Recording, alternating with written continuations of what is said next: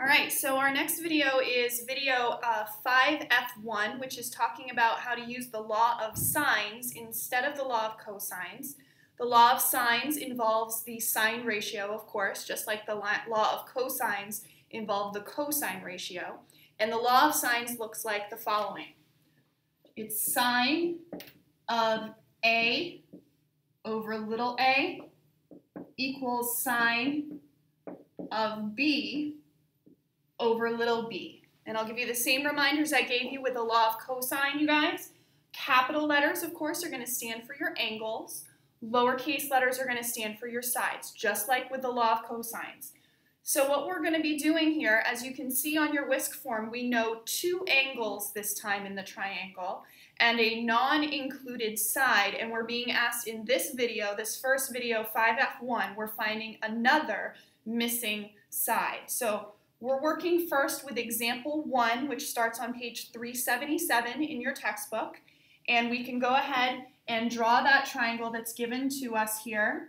It is triangle ABC, because we'll start off by just using the same labels that your law of sines actually uses.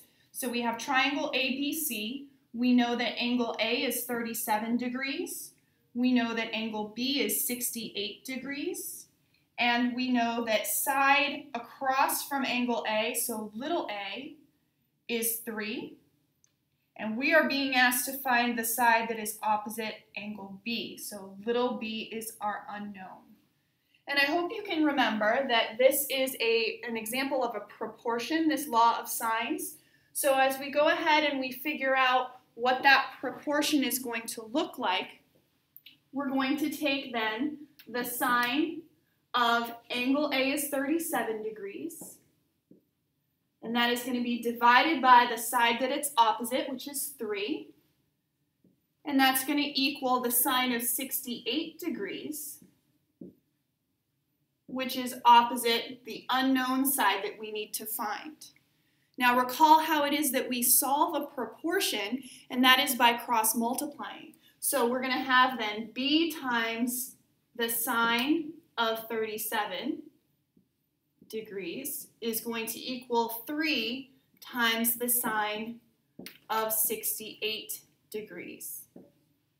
As we cross multiply there to undo the fractions and just get an equation where we can solve for our variable. So we need to solve for b, remember, and so what we want to do to get b alone is to divide both sides of this equation here by that whole quantity sine of 37 degrees. Notice I haven't touched my calculator yet.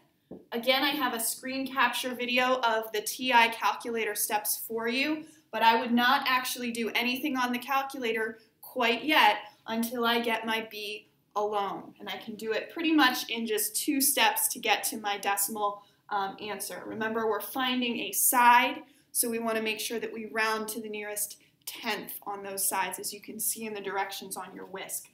So those quantities over on the left-hand side of the equation are going to cancel out. That's the idea of getting b alone. And now I just have b equals 3 times sine of 68 degrees all over sine of 37 degrees. And my calculator is able to give me an approximation for that. And the approximation for that is 4.6, as you can see in your book.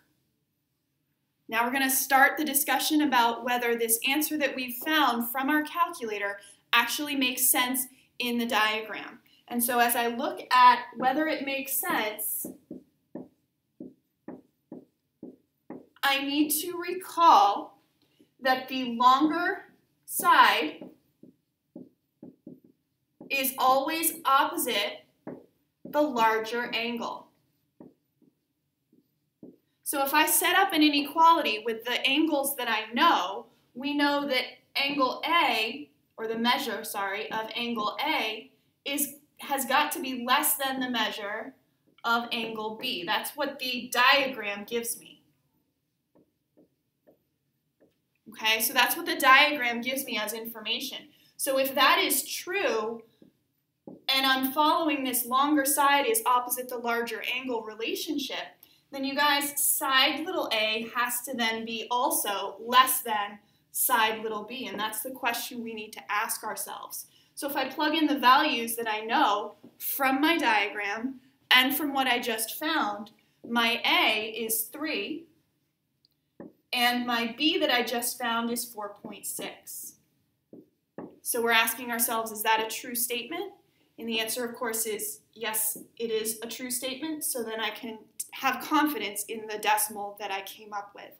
Never get to the end of a trig problem, you guys, and just assume that whatever your calculator tells you is necessarily right, okay? Obviously, your calculator can do those ratios accurately, but you always have to ask yourself, does the answer make sense, like we've been talking about in past videos? So that's how you decide whether that answer of 4.6 makes sense. We came up with yes, it does, and we're going to go ahead and in the next video do an example that's not in your textbook, but I'll show you another one walking through this process, and we'll keep going with this idea of the law of sines, which gives us a proportion that we cross-multiplied and undid, and then did some trig there with the calculator. So that's video 5F1 with example 1A, and hopefully it worked out for you, and we will see you in the next video.